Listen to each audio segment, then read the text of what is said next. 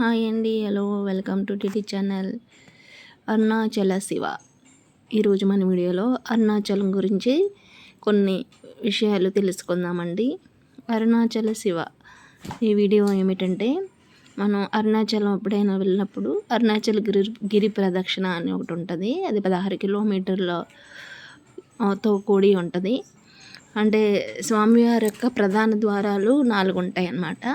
First ద్వారం నుంచి మొదలుపెట్టి అలాగా 4 ద్వారాలు కవర్ చేస్తూ రోడ్డు వెంబడ నడుచుకుని వెళ్ళొచ్చు, లేదంటే ఆటోలో అయినా చేయొచ్చు, లేదంటే బైక్ మీద అయినా చేయొచ్చు. ఎనీథింగ్ మీరు ఏ మోడ్ అవైలబుల్ ఉన్నా పర్వాలేదండి.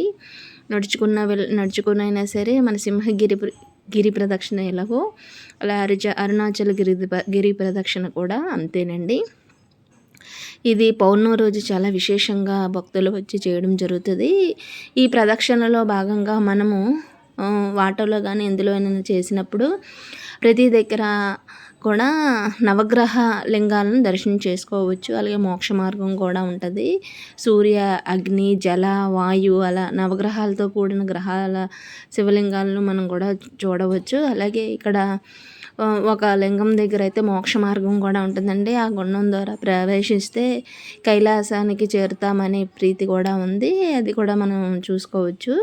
అలాగే ఈ వేలోనే రామకృష్ణ మిషన్ కూడా ఉంటుందండి. రామకృష్ణ మిషన్లో మెడిటేషన్ చేయడానికి మాత్రం చాలా బాగుంటుందండి. అద్భుతమైన ప్లేస్ అది రామకృష్ణ మిషను. అది కూడా చాలా బాగుంటుంది. అది కూడా ఈ మనం గిరి ప్రదక్షిణలో భాగంగానే మనం చూసి దర్శనం చేసుకోవచ్చండి. చాలా బాగుంటుంది.